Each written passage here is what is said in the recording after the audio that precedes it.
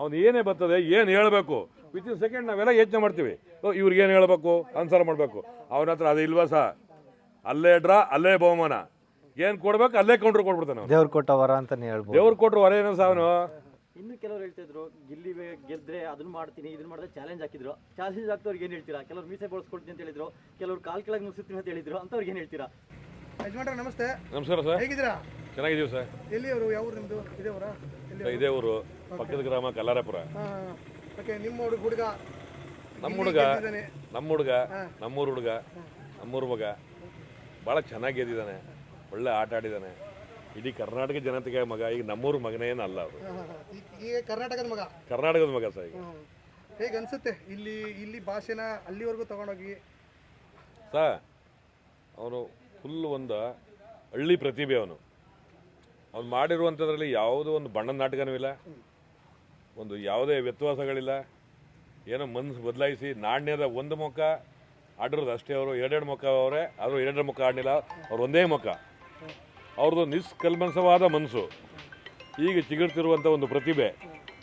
ತುಂಬ ಆಕ್ಟಿವ್ ಆಗಿದ್ದಾನೆ ಸರ್. ಕರ್ನಾಟಕನೇ ಅಲ್ಲ, ಆಲ್ ಓವರ್ ನಮ್ಮ ಇಂಡಿಯಾಕ್ಕೆ ಗೊತ್ತು ಸರ್ ಅವ್ರಿಗೆ. ಈಗ ಬಿಗ್ ಬಾಸ್ ನೋಡ್ತಾ ಇದ್ದೀರಾ ನೀವು?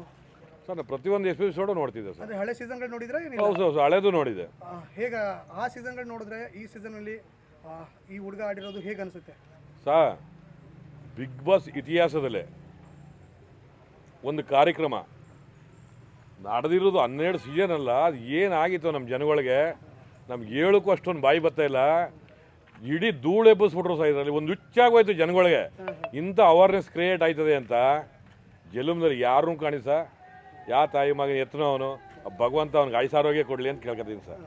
ಅಂದರೆ ಈಗ ನೋಡಿ ಟ್ಯಾಟೋ ಹಾಕೊಳ್ಳೋ ರೇಂಜ್ಗೆ ಬೆಳೀತಾರೆ ಅಂದರೆ ಏನು ಹೇಳ್ತೀರಾ ಸರ್? ಈ ಟಾಟೋ ಅಲ್ಲ ಸರ್, ನೆನ್ನೆ ಸ್ಟೇಟ್ಮೆಂಟ್ಗಳೆಲ್ಲ ನೋಡಿದ್ವಿ ನಾವು ಸುಮಾರು. ಭಗವಂತ ನಮ್ಗೆ ಏನಾರು ಆಯ್ಸ್ ಕಮ್ಮಿ ಆದರೆ ಅವನಿಗೆ ಕೊಡಪ್ಪ ನಮ್ಮ ಆಯ್ಸ ಅನ್ನೋರು ಅವರೇ. ಆ ರೀತಿ ಪ್ರತಿಭೆ ಬೆಳೀಲಿ ಅಂದ್ಬಿಟ್ಟು ನಮ್ಮ 3 ವರ್ಷದಿಂದ ಮಕ್ಕಳಿಂದ ಹಿಡಿದು ಒಂದು 85 ವರ್ಷದ ಅಜ್ಜಿ ಗಂಟ, ವಯಸ್ಸಾಗಿರೋ ಗಂಟ, ಮಧ್ಯಮದವರು, ಹುಡುಗರು ಇಷ್ಟೊಂದು ಅವೇಸ್ಕ್ರೇಸ್ ಆಗಿ ಇಷ್ಟೊಂದು ಉಚ್ಚೆದ್ದು ಕುಣಿತಾರೆ ಅಂತ ನಮ್ಮ ಇತಿಹಾಸದಲ್ಲೂ ಕಾನಮಾನಸಲ್ಲೂ ಎಲ್ಲೂ ಕಾಣಬ ಸರ್. ಈಗ ಮೆರವಣಿಗೆ ಮಾಡಿದ್ರು, ವಿಜಯ ಯಾತ್ರೆ, ಯಾವುದೇ ರಾಜಕಾರಣಿಗೂ ಸೇರ್ತಿರಲ್ಲ, ಆ ಥರ ಜನ ಸೇರಿದ್ರೆ ಸರ್ ನಾವು ಒಂದು ಮಾತು ಹೇಳ್ತೀನಿ ಸರ್. ಸುಮಾರು ಜನ ಎಲ್ಲೆಲ್ಲಿ ಎಂಥ ರೋಡ್ ಶೋ ನಡೆದವ್ರೆ, ಸುಮಾರು ಆಗವೆ ಸರ್. VIP ಗಳು, IAPಗಳು ಕೇಂದ್ರದಿಂದ, ರಾಜ್ಯ ಸರ್ಕಾರದಿಂದ, ವಿದೇಶದಿಂದಲೂ ನಡೆದಿರ್ಬೋದು.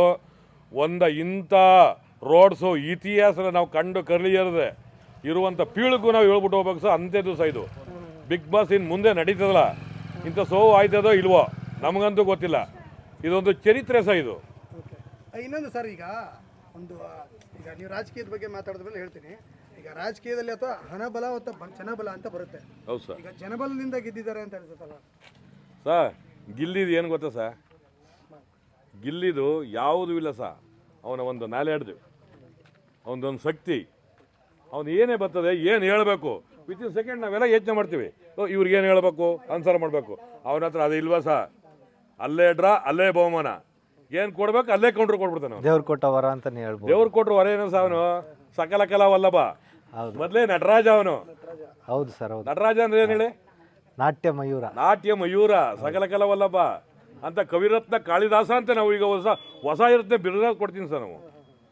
ಕವಿರತ್ನ ಕಾಳಿದಾಸ ಹಿಂಗೆ ಕುರಿ ಮೇಯಿಸ್ಕೊಂಡು ಏನೋ ಕಾಳಿವರದಿಂದ ಅವನು ಬಂದದ್ದು ಕಾಳಿದಾಸನಾಗಿ. ಇದೇ ಕುರಿ ಮೇಯಿಸ್ತಿದ್ದು ಇವನು ಕೂಡ ಅದೇ ಒಂದು ಲೀಸ್ಟ್ಗೆ ಸೇರ್ತಾನೆ ಸರ್ ಅವನು. ಇನ್ನೊಂದು, ಈ ಬರೀ ಬಿಗ್ ಬಾಸ್ ಶೋ ಇಂದ ಇಷ್ಟೊಂದು ಜನ ಬರೋಕ್ಕೆ, ಯಾಕಂದ್ರೆ ದೊಡ್ಡ ನಟರುಗಳಿದ್ದಾರೆ. ಹೌದು ಸರ್. ದರ್ಶನ್ ಸರ್ಗೆಲ್ಲ ಅಂತ ಇರೋ ಕ್ರೇಜ್ ಅದಕ್ಕಿಂತ ಡಬಲ್ ಆಗ್ಬಿಟ್ಟಿದೆ ಇವಾಗ ಇವರಿಗೆ. ಡಬಲ್ ಅಲ್ಲ ಸರ್, ನಾವು ಎಲ್ಲ ಸುಮ್ಮನೆ ಸೀಸನ್ ನೋಡಿದ್ದೀವಿ. ಹೋಸದ್ ನೋಡಿದ್ರು ಒಂದು 5 ಕೋಟಿ ಇರ್ಬೋದು, ಹಸದ್ ನೋಡಿದ್ದೀವಿ ಲಕ್ಷ ಗೀರಕಲ್ ಸಿಕ್ತು. 48 ಕೋಟಿ ವೋಟರ್ನ ರೀಚ್ ಮಾಡವನೆ ಅಂದರೆ ನಾವು ಏನಾರು ಹೇಳ್ಬೇಕಾ? ನಮಗೆ ಗೊತ್ತಿರೋ ಪ್ರಕಾರ ನಮ್ಮ ಕರ್ನಾಟಕ, ನಮ್ಮ ಜಿಲ್ಲೆ, ಆಲ್ ಓವರ್ ನಮ್ಮ ವಿದೇಶದಿಂದ ಹಿಡಿದು ಫ್ರೆಂಡ್ಗಳಿಗೆಲ್ಲ ಹೇಳೋರೆ ಸರ್, ಗಿಲ್ಲಿಗೆ ವೋಟ್ ಮಾಡಿ ಗೆಲ್ಲಿಸಿ. ಒಳ್ಳೆ ಪ್ರತಿಭೆ ಮುಂದೆ ಬೇಕು ಒಂದು ದೇಶಕ್ಕೆ. ಒಳ್ಳೆ ಪ್ರತಿಭೆ ಆಯ್ತಾನೆ, ಕಳ್ಕೋಬೇಡಿ ಅಂತ ಒಂದು ಜನಗಳಿಗೆಲ್ಲ ಒಂದು ಹುಮ್ಮಸ್ ಮಾಡಿಸಿರೋದು ಸರ್ ಅದು. ಈಗ ಕಳೆದ 12 ಸೀಸನ್ ಅಲ್ಲಿ ಯಾವ ಸ್ಪರ್ಧೆಗೂ ಈ ತರ ಒಂದು ಇದು ಸಿಕ್ಕಿಲ್ಲ, ಸ್ವಾಗತ ಸಿಕ್ಕಿಲ್ಲ. ಇಲ್ಲ ಸರ್, ಅಷ್ಟೊಂದು ಸ್ವಾಗತ ಸಿಕ್ಕಿದೆ, ಏನು ಕಾರಣ ಇರ್ಬೋದು? ಇಲ್ಲ ಸರ್, ನಾವು ಪ್ರತಿಯೊಂದು ಎಲ್ಲ ನೋಡಿದ್ದೆ. ಹೋಸದ್ ಹನುಮಂತನ ನೋಡಿದ್ದೆ, ಪ್ರಥಮ್ ನೋಡಿದ್ದೀವಿ, ಶ್ರುತಿ ಮೇಡಮ್ ನೋಡಿದ್ದೀವಿ. ನಾವು ನೋಡ್ಕೊಂಡೇ ಬರ್ತಿದ್ವಿ ಸರ್. ನಾವು ಬಿಗ್ ಬಾಸ್ ಏನೋ ಬುಡಪ್ಪ ಮಾಡ್ತಾವ್ರೆ ಹಂಗಲ್ಲ ಸರ್. ನಾವು ವಿತಿನ್ ಟೈಮ್ ಕಾಯ್ತಿದ್ದೋ. ಈ ಎಪಿಸೋಡ್ ಇಷ್ಟು ಗಂಟೆ ಶುರುವಾಯ್ತದೆ, ಇಷ್ಟು ಗಂಟೆ ಮುಗೀತದೆ. ಇವತ್ತೇನು ಇವನ್ ಕಾಮಿಟ್ ಏನು, ಅವ್ರವ್ರಿಗೆ ಏನು ಕೌಂಟ್ರು, ಇವನ್ ಏನು ಇರ್ಬೋದು, ಇವನ್ ನಡವಳಿಕೆ ಏನು ಸೂಕ್ಷ್ಮ ಗಮನಿಸಿದ ಸರ್ ನಾವೆಲ್ಲ. ಸರ್ ಇನ್ನೊಬ್ಬರು ಈಗ ಸ್ಪರ್ಧಿ ಹೇಳಿದ್ದಾರೆ, Bigg Boss show comedy show ಅಲ್ಲ, ಕಾಮಿಡಿ ಅವ್ರನ್ನ ಗೆಲ್ಸಿದ್ದಾರೆ, ಲೇಡೀಸ್ ಗೆಲ್ಸ್ಬೇಕಿದ್ದು ಒಂದು ಆರೋಪ ಮಾಡ್ತಾ ಇದ್ದಾರೆ ಇತ್ತೀಚೆಗೆ ಇವತ್ತಿನ ದಿನದಲ್ಲಿ. ಏನು ಹೇಳ್ತಾರೆ ಅದ್ರ ಬಗ್ಗೆ? ಸರ್ ನಾವು ಇದ್ರ ಬಗ್ಗೆ ಕಾಮೆಂಟ್ ಮಾಡಲ್ಲ ಸರ್. ಯಾಕೇನೆ ಅದು ವಿರುದ್ಧವಾದ ಪ್ರತಿಕ್ರಿಯೆ. ಅದು ಜನ ನೋಡಿ ಆಶೀರ್ವಾದ ಮಾಡಿ, ಏನೋ ಅಂದ್ರೂ ವೇರಿಯೇಷನ್ ಇಲ್ಲ ಸರ್ ಒಬ್ಬ ಲೇಡೀಸ್ ಗೆಲ್ಸೋಕೆ. ಆ ಚರಿತ್ರೆ ಯಾವ ಕಾರಣಕ್ಕೆ ಎಲ್ಲೂ ಮುರಿಕಾವಲ್ಲ ಸರ್. ಒಂದು ಅವೇರ್ನೆಸ್ ಯಾರಿಗೋ ಹೇಳಿ ಏನೋ ಈಗೇನೋ ಒಂದು ಭಾಷಣ ಕರೆಸ್ಬೇಕಾದ್ರೂ, ಒಂದು ಎಲೆಕ್ಷನ್ ಕರೆಸ್ಬೇಕಾದ್ರೆ 1,000 ಕೊಟ್ಟರು ಸೇರಲ್ಲ ಸರ್. ಇವತ್ತು ನಮ್ಮ ರೋಡ್ ಶೋ ನೋಡ್ಬೇಕಾಯ್ತು ಸರ್. ಊರೊಳಗೆ ಗಿಲ್ಲಿನ ಬಿಡ್ನಿಲ್ಲ, TVS ಮೇಲೆ ಕಂಟ್ರೋಲ್ ಮಾಡೋಕ್ಕಾಗಲ್ಲ. ನಮ್ಮ ಸ್ಟೇಡಿಯಮಲ್ಲಿ ಆದಂಗೆ ಆಗ್ಬಿಟ್ರೆ ನಾವೆಲ್ಲ ಯಾರಿಗೂ ಉತ್ತರ ಕೊಡೋಕ್ಕಾಗಲ್ಲ. ಒಳ್ಳೆ ಪ್ರತಿಭೆ ಬೆಳೀತಾ ಇದೆ. ನಾಳೆಗೆ ಬಂದು ನಿಮ್ಮ ಊರಿಗೆ, ನಿಮ್ಮ ದೇವಸ್ಥಾನಕ್ಕೆ ನಿಮ್ಮ ಊರವ್ರು ಇಟ್ಕೊಳ್ಳಿ. ಇವತ್ತು ಅವನ ಸೇಫ್ ಎಲ್ಲಕ್ಕೆ ಕಳಿಸ್ಬೇಕು ಅಂತ ಕಳಿಸಿದ ಮೇಲೆ ಅವನಿಗೊಬ್ಬ ಲೇಡೀಸಿಗೆ ಕೊಡಬೇಕು, ಜೆಂಟ್ಸಿಗೆ ಕೊಡಬೇಕು ಅನ್ನೋದು ಏನಿಲ್ಲ ಸರ್. ಜನ ತೀರ್ಪು ಕೊಟ್ಟಾಗಿತ್ತು.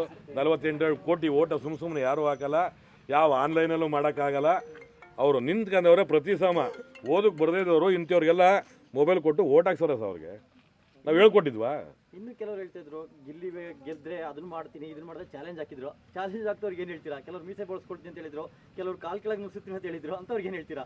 ಸರ್ ಅಂಥವ್ರು ಇದ್ದಾಗಲೇ ಸರ್ ಗೆಲ್ಲೋದು. ನನಗೆ ಏನಾರ ಕೋಪ ಸುರೇನ ಕೆಲಸ ಮಾಡೋದು, ನೀನೇ ಸರಿ ಅಂದರೆ ನಾವು ಸೋಂಬೇರಿ ಆಗೋದು ಸತ್ಯ. ವಿರೋಧಿಗಳು ಇರ್ಬೇಕು ಸರ್ ನಾವು ಗೆಲ್ಬೇಕಾರೆ. ಸಿಕ್ಕಾಂಬಟ್ಟೆ ಶತ್ರುಗಳಿದ್ರೆ ನಾವು ಗೆಲ್ಲೋದು. ಈಗ ಆ ವಿರೋಧಿಗಳಿಗೆ ಏನು ಹೇಳ್ತೀವಿ? ಚಾಲೆಂಜ್ ಕಂಪ್ಲೀಟ್ ಮಾಡಿ ಅಂತ ಹೇಳ್ತೀವಿ. ಸರ್ ವಿರೋಧಿಗಳು ನಾವೇನು ಸರ್ ಹೇಳೋಕ್ಕಾಗಲ್ಲ. ಒಂದು ಹೇಳ್ತೀನಿ ಕೇಳಿದ್ರೆ, ಒಂದು ರಾಕೆಟ್ ಮೇಲ್ಗೆ ಹೋಗ್ಬೇಕು ಅಂದರೆ ಬೆಂಕಿ ಹತ್ತಿದ್ರೇ ಅದು ಮೇಲ್ಗೆ ಹೋಗೋಕ್ಕಾಗೋದು. ಎಷ್ಟು ಪವರ್ ಇರ್ತದೋ ಅಷ್ಟು ಮೇಲ್ಗೆ ಹೋಗುತ್ತೆ. ಒಂದು ಚಂದ್ರಲೋಕಕ್ಕೆ ಹೋಗ್ಬೇಕಾದ್ರೆ ಸುಮ್ಮನೆ ಹೋಗಲ್ಲ ರಾಕೆಟು, ಬೆಂಕಿ ಬಿದ್ರೇ ಹೋಗೋದು. ಹಂಗೆ ಇವರು ಬೆಂಕಿ ಥರ, ನಮ್ಮ ಗಿಲ್ಲಿ ನಟರು ರಾಕೆಟ್ ಥರ. ಅರ್ಥ ಆಯ್ತಾ?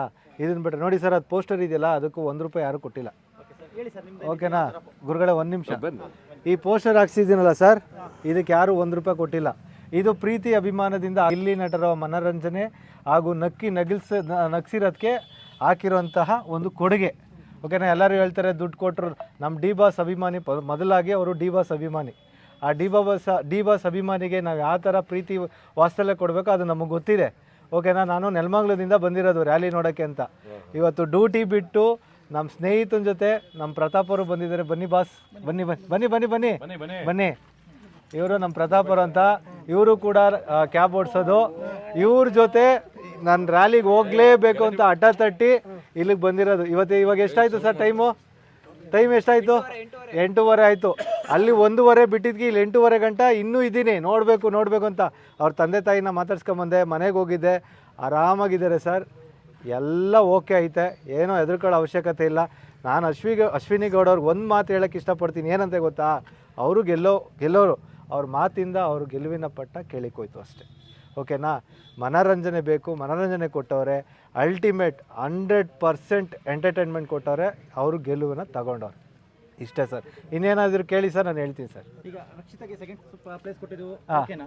Okay sir, deserving candidate, runner up. Okay sir. Ashwini third ಕೊಟ್ಟಿದ್ದು ಓಕೆ, ಪರವಾಗಿಲ್ವಾ? ಅವರು ಸೆಕೆಂಡ್ ಬರಬೇಕಾಗಿತ್ತು. ಅವ್ರ ಮಾತಿಂದ ಅವರು ಕೆಳಗಡೆ ಹೋದರೆ ಹೊರತು ಯಾರೂ ಅವ್ರನ್ನ ಕೆಳಗಡೆ ಇಟ್ಟಿಲ್ಲ. ಅವರೊಬ್ಬರು ಕರ್ನಾಟಕ ರಕ್ಷಣಾ ವೇದಿಕೆಯಲ್ಲಿ ಕೆಲಸ ಮಾಡ್ತವ್ರೆ. ಕನ್ನಡ ಭಾಷಾಭಿಮಾನ ಐತೆ, ಕನ್ನಡಿಗರ ಮೇಲೆ ಪ್ರೀತಿ ಐತೆ. ಅವ್ರ ಮಾತುಗಳಿಂದ ಅವ್ರ ಕೆಳಗೆ ಹೋದ್ರೆ ಹೊತ್ತು ಯಾರೂ ಕೂಡ ಅವ್ರನ್ನ ಕೆಳಗಡೆ ಹಾಕಿಲ್ಲ. ಓಕೆನಾ? ನಮಗೂ ಕೂಡ ಗಿಲ್ಲಿಯವ್ರು ಇವತ್ತು ಗೆದ್ದಿಲ್ಲ. ಬಿಗ್ ಬಾಸ್ ಪ್ರಾರಂಭವಾಗಿ 2ನೇ ವಾರಕ್ಕೆ ಎಲ್ಲರ ಮನಸ್ಸನ್ನು ಗೆದ್ದುಬಿಟ್ರು. ಓಕೆನಾ? ಅವ್ರ ಜೊತೆಯಲ್ಲಿ ಹುಡ್ಕೊಂಡು ಅವ್ರು ಹೋಗಿದ್ದಿದ್ರೆ ಇವತ್ತು 2ನೇ ಸ್ಥಾನನೋ 1ನೇ ಸ್ಥಾನನೋ ಬಂದಿರೋರು ಸರ್. ಅಷ್ಟೇ. ಅಶ್ವಿನಿ ಹೇಳಿಕೆ ಕೇಳ್ತೀರಿ. ಅಶ್ವಿನಿ ಅವರು ಇವತ್ತು ಒಂದು ಆರೋಪ ಮಾಡಿರೋದು, ಹೇಳಿ ಸರ್. ಕಾಮಿಡಿ ಶೋ ಅಲ್ಲ ಬಿಗ್ ಬಾಸ್ ಗೆಲ್ಲಲಿಕ್ಕೆ, ಲೇಡೀಸ್ ಗೆಲ್ಲಬೇಕಿತ್ತು, ಇದು ಕಾಮಿಡಿ ಶೋ ಆಗಿದ್ರೆ ನಮ್ಮನ್ನೇ ಕರಿಬೇಕಿತ್ತು ಅಂತ ಒಂದು ಕ್ವಶನ್ ಮಾಡಿದ್ದಾರೆ ಸರ್. ಒಂದು ಮಾತು ಸರ್, 24 ಕ್ಯಾರೆಕ್ಟರ್ ಅಲ್ಲಿ ಹಾಕಿರೋದು ಸರ್. ನಿಮ್ಮಲ್ಲಿ ಒಂದು ಇಷ್ಟ ಆಗುತ್ತೆ, ನನ್ನಲ್ಲಿ ಒಂದು ಇಷ್ಟ ಆಗುತ್ತೆ. ನಾನು ಚಾಲಕನ ಕೆಲಸ ಮಾಡಬೇಕು, ಡಾಕ್ಟರ್ ಕೆಲಸ ಮಾಡಬೇಕು. ಎಲ್ಲರೂ ಒಂದೇ ಕೆಲಸ ಮಾಡೋಕ್ಕಾಗಲ್ಲ. ಎಲ್ಲರೂ ಒಂದೇ ಕೆಲಸ ಮಾಡಿದ್ದಾರೆ ಅಂದರೆ ನೀವು ಸೋತಿದ್ದೀರ ಅಂತ ತಾನೇ ಲೆಕ್ಕಾಚಾರ. ಇದರಲ್ಲೇ ಅರ್ಥ ಆಗುತ್ತೆ ನೋಡಿ. 24 ಕ್ಯಾರೆಕ್ಟರ್ನಲ್ಲಿ ಹಾಕಿದ್ದು, ಯಾವುದೋ ಒಂದು ಕ್ಯಾರೆಕ್ಟರ್ ಮೇಲೆ ಬಂದಿದೆ ಅಂದರೆ ಅವ್ರ ವ್ಯಕ್ತಿತ್ವ ಎಲ್ಲರಿಗೂ ಇಷ್ಟ ಆಗಿದೆ ಅಂತ ಅರ್ಥ. ಈಗ 48 ಕೋಟಿ ಚಿಲ್ಲರೆ ವೋಟ್ ಬಂದಿದೆ ಅಂತ ಹೇಳ್ತಾರೆ. ಹೌದು ಸರ್. ಅವ್ರ ಪ್ರಕಾರ 48 ಕೋಟಿ ಯಾರು ಹಾಕಿದ್ದು ಸರ್? ಎಲ್ಲರ ಹತ್ರ 10 ಸಿಮ್ 2 ಸಿಮ್ ಇದೆ ಸರ್. ಒಂದು ಸಿಮ್ಮಲ್ಲಿ 99 ವೋಟ್ ಅಂದರೆ ಎಷ್ಟಾಯ್ತು ಸರ್?